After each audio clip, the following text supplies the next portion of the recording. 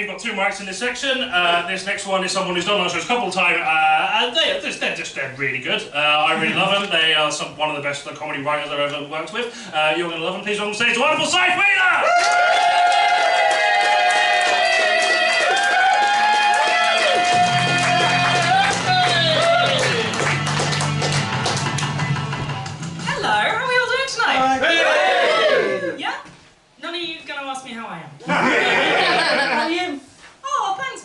I am identifying a lot with a rescue dog that I met, who was wearing a bandana that just said overwhelmed.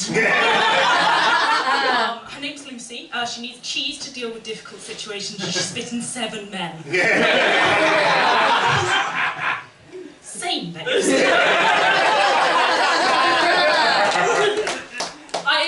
I have good reasons to feel overwhelmed. I've been doing job applications recently. I've been having to give my cat medication, which has involved Greek yogurt and a lot of persuasion. And then earlier, I had to have a trip to B&M Bargains. I don't know if anyone hasn't been to B&M. If you haven't, it is technically a home store, but on a terrifyingly vast scale. Like Narnia with more straight marketing. I genuinely don't think you should be allowed in without a map, 2 weeks worth of water and a powerful rifle. And the thing is, they know how big they are because at the entrance to the one near me, they have a sign up that says, "Yes, everything's here." The first time I looked at it, I was like, everything? Really? Yeah, everything. The Venus de Milo, that's in R7. You can find the milk of human kindness in the chilled section. And if in this troubled and turbulent world you are after a sense of hope, I can't recommend the scented candles enough. However, B&M does make me suspicious for the fact that it's the only place I've ever been where the houseplants have "do not attempt to eat" labels on them. Which tells you exactly the kinds of people they're getting in there. Those who are desperate for sustenance after 7 days wandering home furnishings. And the kinds of people who can't see a piece of leaf without wanting to take a bite out of it. That's right, horticulturalists. The prospect of a trip to B&M brings me out in a cold sweat. Unfortunately, so does lots of stuff. I'm a very anxious person. Lots of comedians, it's why we spend our evenings on stage begging for your approval. So, are you having a good evening? Yeah. Fantastic. You sounded semi-committal about that. What's your name? Jonathan. Fantastic. My therapist is going to hear about this, but in a good way.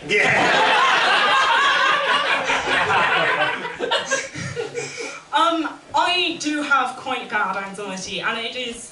I haven't had a rush of serotonin since I saw the doctor a couple of weeks ago, and she said that I had one of the lowest resting heart rates she'd ever seen. I didn't know that heart rate was something you could get a good grade in.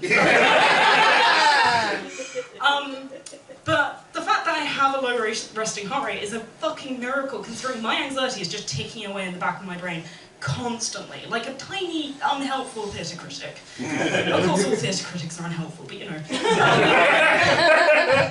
I will leave the pub after a perfectly lovely evening with my friends, and I will just hear it flip open its little notepad and go, "That was not your best work. You brought up your childhood trauma completely unprompted. On top of that, you were late. And then you tried to defuse the situation by handing out Polaroids of your cat. 2 stars, right?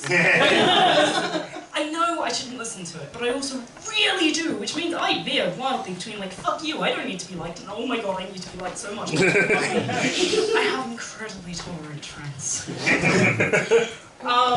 And I'm just finding the whole experience of being alive very stressful, and I don't cope with stress well.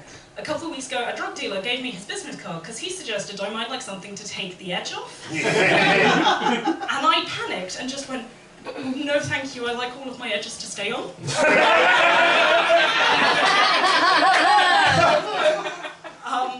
I did feel bad about that actually, because I've run a small business before. It is hard getting recognised. I don't run a business anymore, I have a real job, but when I came to get a real job, I didn't know what I wanted to do.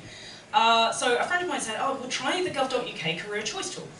You put in your talents, though fair warning, the drop-down doesn't contain whistling or making men uncomfortable. I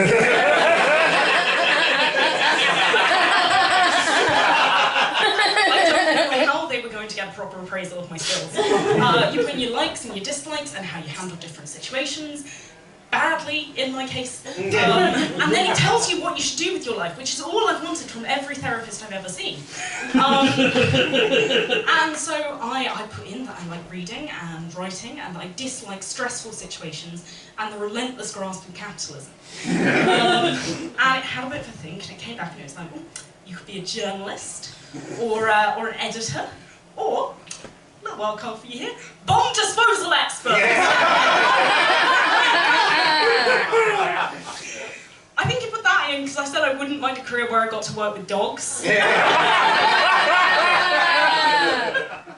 But unfortunately there was an incident during my science GCSE, and I'm not allowed to handle volatile chemicals anymore. And I don't have a rich relative who can nepotise me into one of the first two careers. So I realised I'm going to have to find my own job. And I knew that I wanted it to be something that would benefit people and would make a difference in the world, but was nice and crucially like low stress. So I work in climate change. Stopping it, obviously. I'm not calling up oil executives going, come on! I want to be knee-deep in dead polar bears by noon! I don't have to do that because this government does it for me. But working in climate change is actually great. You get a chance to develop lots of fun new skills, like negotiating with orcas to teach them how to sink millionaires' yachts. That's and compartmentalising your existential dread enough to be able to get a PowerPoint done because there's a presentation at 11 and someone's got to do it. And it also gives you a chance to try new things. Recently, I've been getting to know the Environment Minister for Japan. Because he's come up with a bold new strategy for dealing with the climate crisis. And I'm all over that, because I don't know if you guys have noticed, but we're all about to be, technical term, incredibly dead.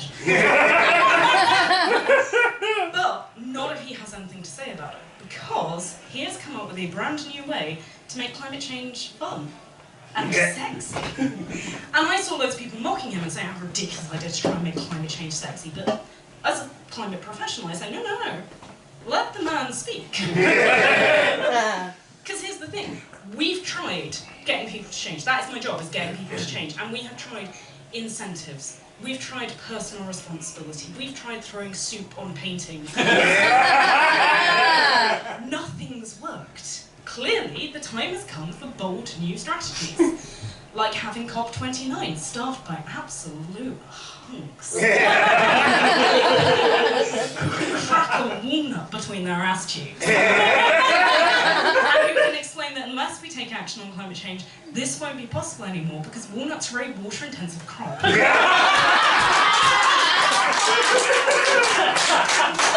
Other people could explain that it'll be getting hot in here, so you should take off all your clothes. Because removing excess layers is a really good way to deal with the heat waves we'll soon be having. Personally speaking, I'm actually not terrified about the impending apocalypse. Don't get me wrong, I think it's a bad idea and probably shouldn't do it. But I also think I might thrive. Because here's the thing, my sister is beautiful and slender and built of twigs, and I am just more sort of built. Like, I'm sturdy, you could put a shed on me. Don't, because I've got things I need to get done this week. The point is, this was designed to last a winter. I have a nose that can smell carbs at 500 paces. Thighs that can kill a man in a fight over the last piece of bread. I am beach body ready, but the beach I'm ready for is one of those disappointingly pebbly ones in Pembrokeshire. In October. What I definitely am is apocalypse body ready. I think the only snag is going to be my lifelong vegetarianism, because falafel's not usually forageable. And I've watched a lot of zombie movies, halloumi's very rarely featured. But then maybe in an apocalypse situation, I can change my habits. I would be down for eating The rich. How did I know that one would go down?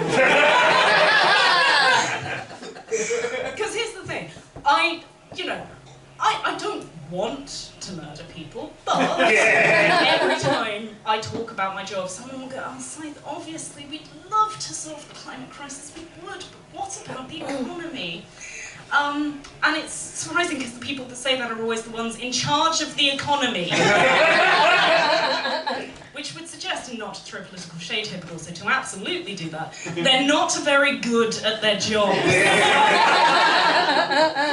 Because worrying about the economy in a climate crisis, a little bit like being trapped in a burning building, worrying it's going to bring down the tone of the area. But I know this sounds like I'm gearing up to lead you on a glorious revolution. I would love to. But, A, I'm busy on Tuesdays. You need a revolutionary leader who doesn't have to have a sit-down after a trip to B&M. But if you would like to lead the revolution, I will be taking applications. Come see me at the break. I've got to go and see an orca about a boat.